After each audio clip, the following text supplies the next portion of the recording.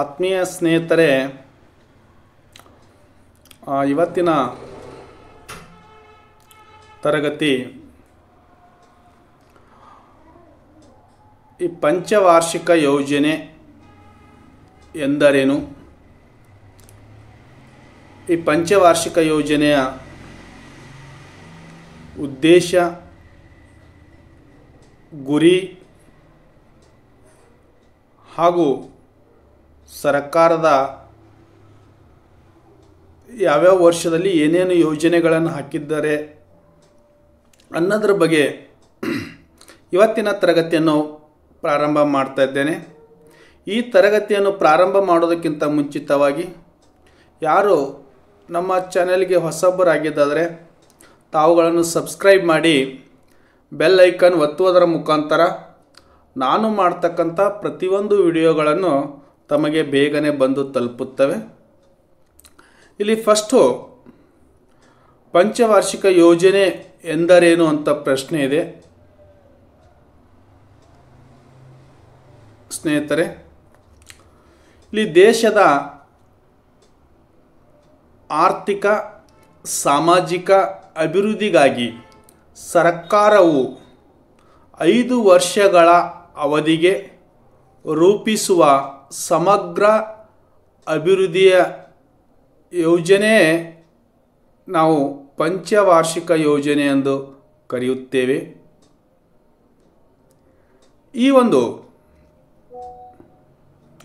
ಈ ಯೋಜನೆ ಭಾರತದಲ್ಲಿ ಅನ್ನುವಾಗಿದ್ದರೆ 1950ರಲ್ಲಿ ಪ್ರಾರಂಭವಾಗಿ 2014ರವರೆಗೆ ಚಾಲ್ತಿಯಲ್ಲಿದ್ದು 2015ರಲ್ಲಿ ಈ ಪಂಚವಾರ್ಷಿಕ ಯೋಜನೆಯನ್ನು ಬದಲಾಗಿ ನೀತಿ ಯೋಜನೆ ಅಥವಾ ನೀತಿ ಆಯೋಗವನ್ನು ಕಾರ್ಯನಿರ್ವಹಿಸುತ್ತಿದೆ. ಈ ನೀತಿ ಆಯೋಗದ ಬಗ್ಗೆ ನಾನು ತಮಗೆ ಮುಂದಿನ ತರಗತಿಯಲ್ಲಿ ಕ್ಲಾಸ್ ಮಾಡ್ತಾ ಇದ್ದೇನೆ. ಇವತ್ತು ಕೇವಲ ಪಂಚವಾರ್ಷಿಕ ಯೋಜನೆ ಬಗ್ಗೆ, ಅದರ ಮುಖ್ಯ ಗುರಿಗಳ ಬಗ್ಗೆ ಇವತ್ತಿನ ತರಗತಿಯನ್ನು ತಗೊಳ್ತಕ್ಕಂಥದ್ದು. ಈ ಪಂಚವಾರ್ಷಿಕ ಯೋಜನೆಯ ಪ್ರಮುಖ ಗುರಿಗಳು ನೋಡಿ ಸ್ನೇಹಿತರೆ, ಏನಿದೆ ಅನ್ನೋ ಹೋಗಿದರೆ, ಫಸ್ಟ್ ಒನ್ ಆರ್ಥಿಕ ಬೆಳವಣಿಗೆಯನ್ನು ಸಾಧಿಸ್ತಕ್ಕಂಥ ಗುರಿ ಇದೆ. ಈ ಆರ್ಥಿಕ ಬೆಳವಣಿಗೆ ದೇಶದಲ್ಲಿ 1947ಕ್ಕೆ 47ಗೆ ನಮಗೆ ಸ್ವಾತಂತ್ರ್ಯ ಸಿಕ್ಕಿ ಈ ಯೋಜನೆಯನ್ನು ಜಾರಿಗೆ ಬಂದಿದ್ದು 1950ಕ್ಕೆ. ಈ ಪ್ರಥಮ ಯೋಜನೆ ಅದರ ಗುರಿ ಏನಿದೆ ಅಂದರೆ ಆರ್ಥಿಕ ಬೆಳವಣಿಗೆಯನ್ನು, ದೇಶದ ಬೆಳವಣಿಗೆಯನ್ನು ಸುಧಾರಣೆ ಮಾಡಬೇಕಂತಕ್ಕಂಥದ್ದು ಮುಖ್ಯ ಉದ್ದೇಶ, ಇದು ಗುರಿಯಾಗಿರ್ತಕ್ಕಂಥದ್ದು. ಎರಡನೇದು ಬಡತನದ ನಿರ್ಮೂಲನೆ. ಭಾರತದಲ್ಲಿ ಸಾಕಷ್ಟು ಜನರಿಗೆ, ಬಹುತೇಕ 60% ಜನ ಭಾರತದಲ್ಲಿ ಬಡವರಿದ್ದರು. ಈ ಬಡ ಜನರಿಗೆ ಬಡತನವನ್ನು ಹೋಗಲಾಡಿಸುವುದು, ಬಡತನವನ್ನು ನಿರ್ಮೂಲನೆ ಮಾಡೋದು, ಬಡತನದಿಂದ ಮುಕ್ತಿ ಹೊಂದುವುದು ಈ ಎರಡನೇ ಗುರಿಯಾಗಿರ್ತಕ್ಕಂಥದ್ದು ಬಡತನದ ನಿರ್ಮೂಲನೆ.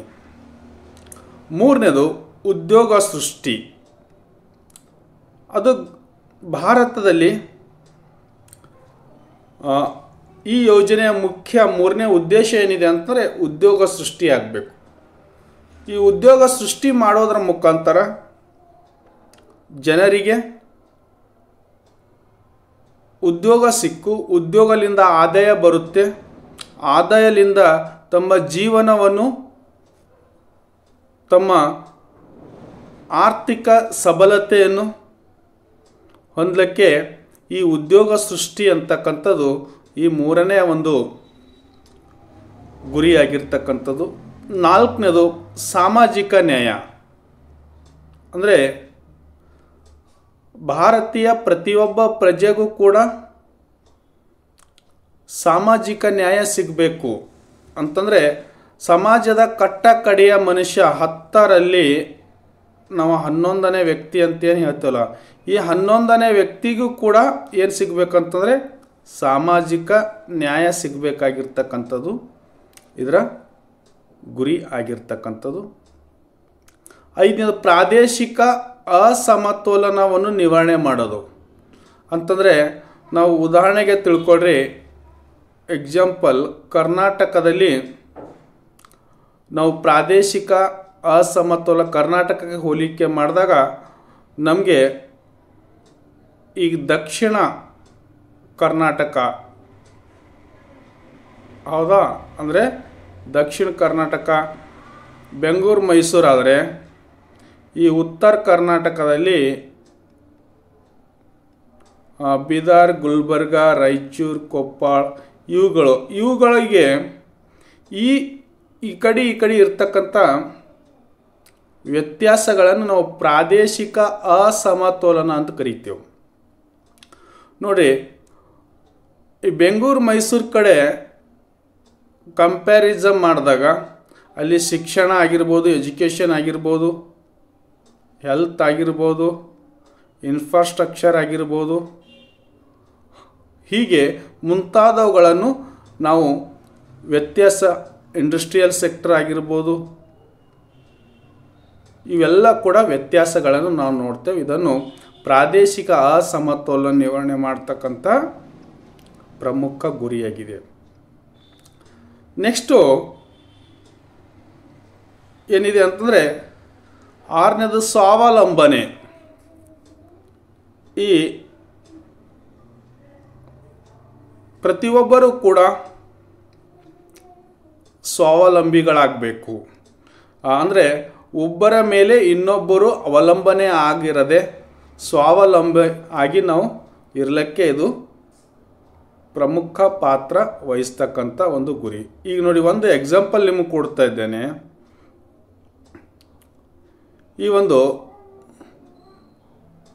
ಈ ಮರ ಇದೆ ಅಂತ ಇಟ್ಕೊಳ್ಳಿ, ಹೌದಾ. ಈ ಮರ ತನ್ನ ತಾಯಿ ಬೇರಿನ ಮೇಲೆ ನಿಂತಿರ್ತಕ್ಕಂಥದ್ದು, ಇದಕ್ಕೂ ಸ್ವಾವಲಂಬನೆ ಅಂತ ಕರಿತೀವಿ.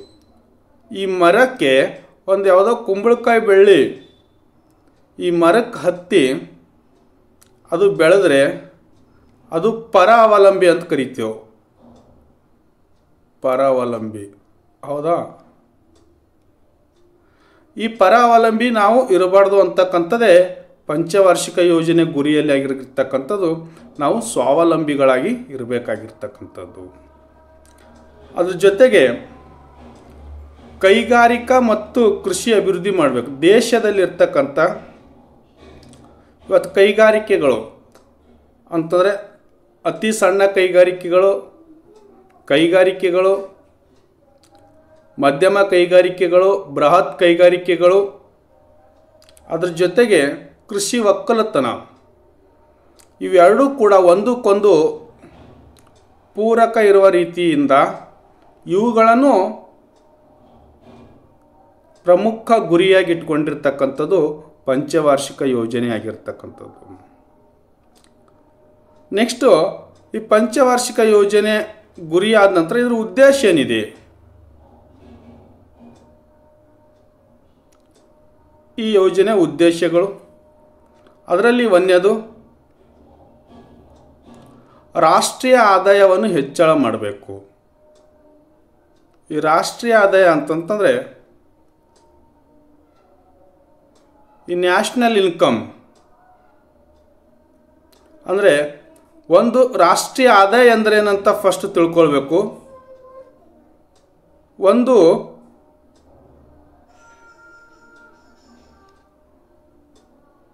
ಒಂದು ರಾಷ್ಟ್ರ ಒಂದು ವರ್ಷದಲ್ಲಿ ಉತ್ಪಾದಿಸುವ ಸರಕು ಸೇವೆ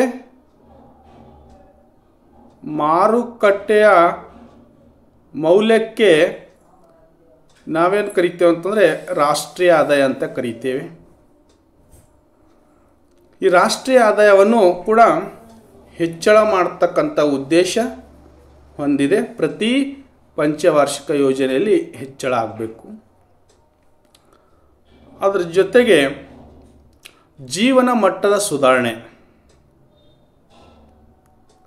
ಇಲ್ಲಿ ಭಾರತದಲ್ಲಿರ್ತಕ್ಕಂಥ ಪ್ರತಿಯೊಬ್ಬ ಪ್ರಜೆಯ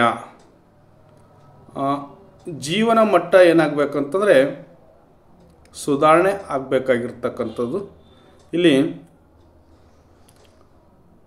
ಅವರಿಗೆ ಆ ವ್ಯಕ್ತಿಗೆ ಸಿಗಬೇಕಾಗಿರ್ತಕ್ಕಂಥ ಆರೋಗ್ಯ, ಶಿಕ್ಷಣ, ಮೂಲಭೂತ ಸೌಕರ್ಯಗಳು, ಅವರ ದುಡಿಮೆಗೆ ತಕ್ಕಂತೆ ಕೂಲಿ, ಅವರ ಉದ್ಯೋಗ,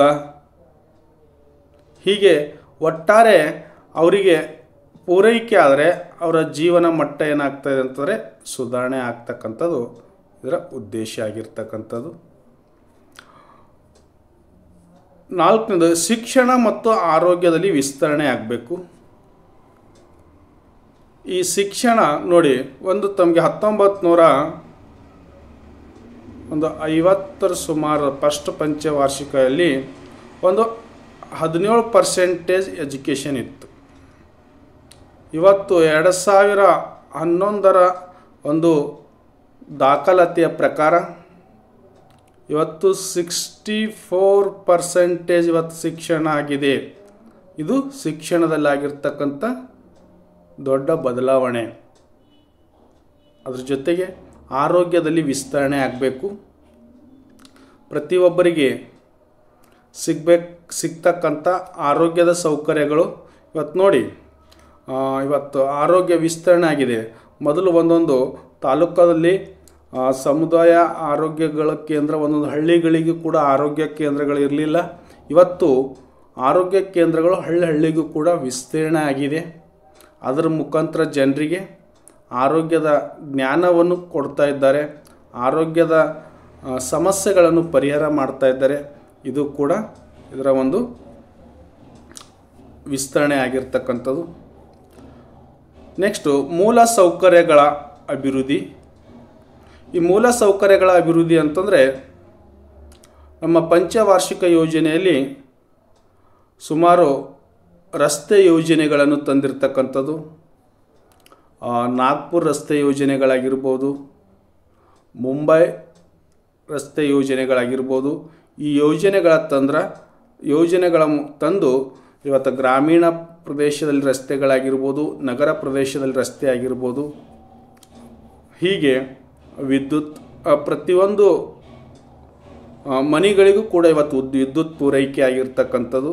ಅದ್ರ ಜೊತೆಗೆ ನೀರು, ಇವೆಲ್ಲನೂ ಕೂಡ ನಮ್ಮ ಮೂಲಭೂತ ಸೌಕರ್ಯದಲ್ಲಿ ಬರ್ತಕ್ಕಂಥವು. ಇದು ಕೂಡ ಅಭಿವೃದ್ಧಿಯಾಗಿದೆ.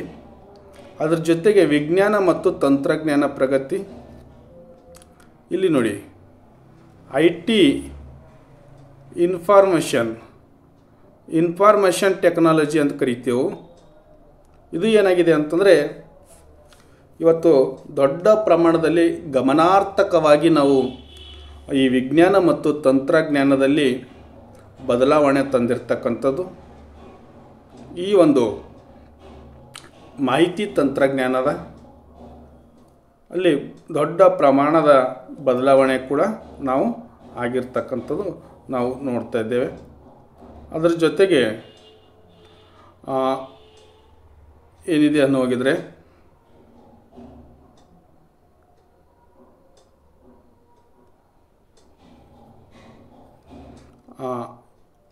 ಈ ಪಂಚವಾರ್ಷಿಕ ಯೋಜನೆಯ